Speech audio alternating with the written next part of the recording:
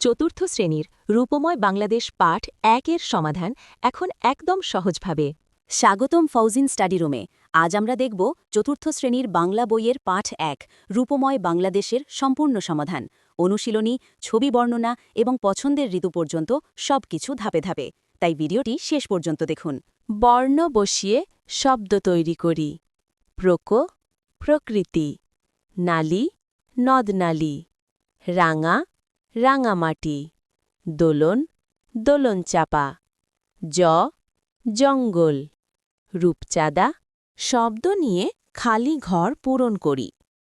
ক, এদেশের চারদিকে সবুজের সমারোহ। খ, বর্ষায় নদী-নালা পানিতে ভরে যায়। গ, বাংলাদেশের সুন্দরবন পৃথিবী জুড়ে বিখ্যাত। ঘ, বাংলাদেশের দক্ষিণে আছে বঙ্গোপসাগর। উঙ, কৃষ্ণচূড়া ফুল নিয়ে আসে বসন্ত। পাঠ থেকে প্রশ্ন: কে?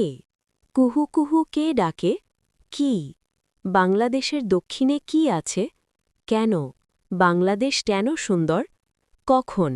শিমুল, পলাশ, কৃষ্ণচূড়া ফুল ফোটে? কোথায়? সুন্দরবন অবস্থিত? কেমন? বাংলাদেশের প্রকৃতি কেমন?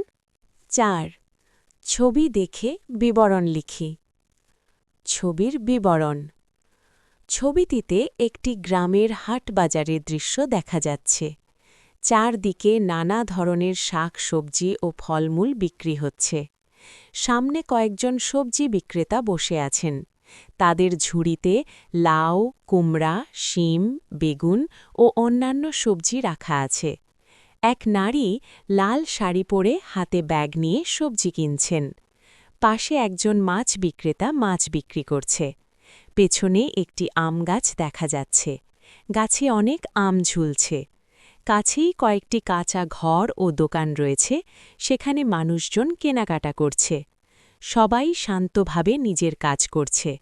পুরো পরিবেশটি খুব সুন্দর ও প্রাণবন্ত। ছবিটি গ্রাম বাংলার দৈনন্দিন জীবনের একটি পরিচিত ও মনোরম দৃশ্য তুলে ধরেছে।